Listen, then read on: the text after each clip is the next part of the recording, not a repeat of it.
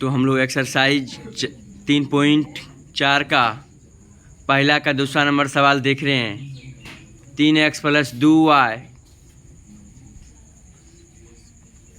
तो एक्सरसाइज 3.4 के पहला का दूसरा सवाल है 3x + 4y = 10 और 2x - 2y = 2।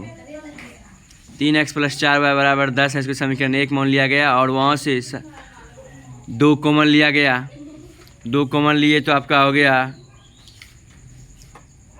2 × x - y = 2, काट दिए उसको, x - y = 1। यानी y उधर माइनस है तो इस साइड राइट साइड आएगा तो क्या हो जाएगा, प्लस हो जाएगा, यानी x = 1 + y। समीकरण 2। x का मान समीकरण 1 में रख दिए। समीकरण 1 में x का मान रख दिए। यहाँ से आ गया 3 + 3y + 4y = 10। 3y + 4y यानी हो गया आपका 7y। 10 घटाओ 3 बराबर आपका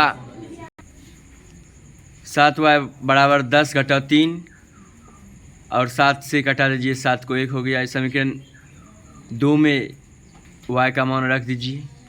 x = 1 + y यानी 1 + 1 = 2। x का मान 2 निकल गया और y का मान 1 निकल गया। अब आते हैं विलोपन विधि से। प्रतिस्थापन विधि का काम खत्म हुआ। विलोपन विधि से भी रिजल्ट वही निकलेंगे बिल्कुल। समीकरण 1 में 2 से और समीकरण 2 में 3 से गुना करके घटा दिए तो 6x + 8y = 20 और उसके बाद 6x - 6y = 6। x वाला जो टर्म है वो कैंसिल हो गया। 8y + 6y = 14y। अब 20 में 6 चल गया, आपका 14 हो गया। y का मान 1 निकल गया। समीकरण 1 में मान रख दीजिए।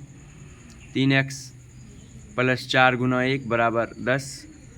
3x + 4 = 10। 3x = 10 घटाओ 4। 3x = 6 यानी 3 दूना 6 कट गया आपका। तो ये आपका विलोपन विधि से भी कंप्लीट हुआ। धन्यवाद।